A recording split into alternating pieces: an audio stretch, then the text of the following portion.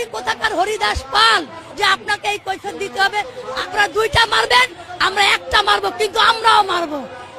অবশ্যই আপনারা এই ভিডিও দেখতে পাইছো যে বাংলাদেশ একটা রাম মন্দির নির্মাণর যে বাংলাদেশ পলাশবাড়ি নাকিতা করি একটা জায়গা গাইবান্ধা ডিস্ট্রিক্ট, এই ডিস্ট্রিক্টে একটা রাম মন্দির প্রতিষ্ঠানর, এই রাম মন্দির প্রতিষ্ঠান হইতে বাংলাদেশের উগ্রবাদী মৌলবাদী সংগঠন যারা আছে, যারা খাটমুল্লার দল, তারা এই রাম মন্দির হইতে বাধা দেয়।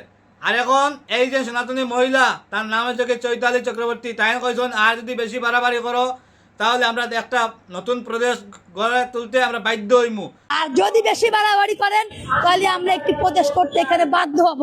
আপনারা যদি বেশি বাড়াবাড়ি করেন তাহলে কিন্তু আমরা আমাদের এই বাংলাদেশকে আর একটি বিভক্ত করতে চাই, আমরা প্রদেশ করতে চাই সনাতনী সম্প্রদায়, যেটা অতীতে করা উচিত ছিল। কিন্তু আমাদের সম্প্রদায়ের ভাই বোনেরা মনে করেছিল যে না, পাকিস্তান শুধুমাত্র মুসলমানদের দেশ, বাট বাংলাদেশ হিন্দু মুসলিম খ্রিস্টান বৌদ্ধ সকলের দেশ। আপনারা যদি আমাদের সাথে মিলেমিশে থাকতে পারেন তাহলে তো অবশ্যই ভালো। আমরা বলি আসুন মিলেমিশে থাকুন, মিলেমিশে না থাকলে পাকিস্তানে চলে যান। আর যদি বেশি বাড়াবাড়ি করেন তাহলে আমরা একটি প্রদেশ করতে এখানে বাধ্য হব। মনে করবেন না আপনি যুদ্ধ করলে আমরা বসে থাকবো, আমরাও কিন্তু যুদ্ধ করতে জানি। একদম অবশ্যই আমরা সমস্ত ভারতবর্ষর জনসাধারণ যত সনাতনী ভাই বন্ধু আছে প্রত্যেকে আপনারা সাথ দিমু। আপনারা নতুন করে একটা দেশ নির্মাণ করো, যাতে এই দেশের মাঝে অনলি ফর সনাতনী হিন্দুরা থাকতে পারে। এতে কি আমরা 1971 সনে একবার বঙ্গবন্ধু শেখ মুজিবুর রহমানের সাথ দিছিলাম, এখন 2026 সালও আমরা বাংলাদেশের সনাতনীদের একটা দেশ হইতে আমরা আবার প্রস্তুত হইমু আমরা প্রত্যেকে। গতিকে বাংলাদেশের কাঠমুলার দল লাগাও রশি মারো টান, মূর্তি যাবে হিন্দুস্তান। কথা কোন ঠিক কিনা? মৌলবাদী জিহাদির বাচ্চাই নকল, তোমরা হুঁশিয়ার হয়ে যাও, একটা হইল হবে টেইলার। এই যে চৈতালি চক্রবর্তী যে সনাতনী মহিলা, তাই নবে টেইলার দিছন। তোমরা হুঁশিয়ার করে দেওয়া হয়েছে, তোমরা আগে তাকে হুঁশিয়ার হয়ে যাও। না হইলে 1971 সালও পাকিস্তান বাংলাদেশ যখন যুদ্ধ হয়েছিল তখন ভারতবর্ষর সেনাবাহিনী তোমরা সাথ দিয়া বাংলাদেশে দেশ বানিয়ে দেওয়া হয়েছিল।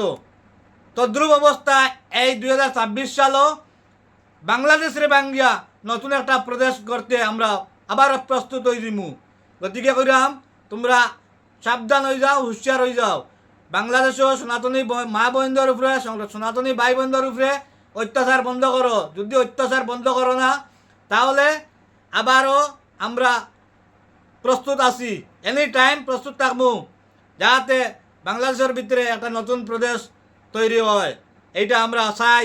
আমরা এতে কি আমরা এনি টাইম প্রস্তুত থাকবো বাংলাদেশের হিন্দু সনাতনীদের পক্ষে।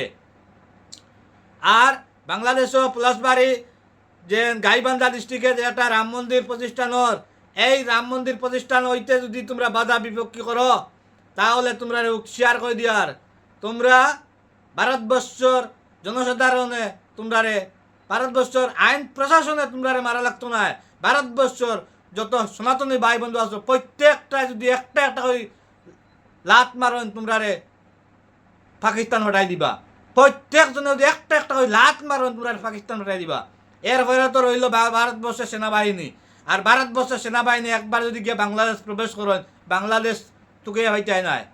1971 সালের কথা মনে করিও, বুঝছো নি? 1971 সালের কথা মনে করিও। কাঠমুলার দল জিহাদির বাচ্চাইন কাঠমুলার দল 1971 সালত কিতা হয়েছিল ওখান মনে করিও। এরপরে তোমরা বাংলাদেশের সনাতনীদের উপরে অত্যাচার করবা এরপরে। গতিকে এই ভিডিওটা প্রত্যেক মানুষের শেয়ার করে প্রত্যেকটা দেখা সুযোগ করে দিবা। আর এই যে একজন সনাতনী মহিলা, তার নাম হচ্ছে চৈতালি চক্রবর্তী, তানে আমরা সেলুট জানাই, তানে আমরা স্বাগতম জানাই, যাতে তান পদক্ষেপটা অতি শীঘ্রই পদক্ষেপ লইন। যখন পদক্ষেপ লই লিবা তখন আমরা ভারতবর্ষর জনসাধারণ একমত আছি এই মহিলার পক্ষে, যাতে বাংলাদেশের ভিতরে বাংলাদেশের বাঙ্গিয়া আরেকটা প্রদেশ তৈরি করা যায়। সেই প্রদেশের নাম হইব সনাতনী প্রদেশ, এই প্রদেশের ভিতরে কোনো মৌলবাদীর স্থান হইতো নাই, এই প্রদেশের ভিতরে কোনো জঙ্গিবাদের স্থান হইতো নাই, সেটা হইব সনাতনী হিন্দুদের প্রদেশ।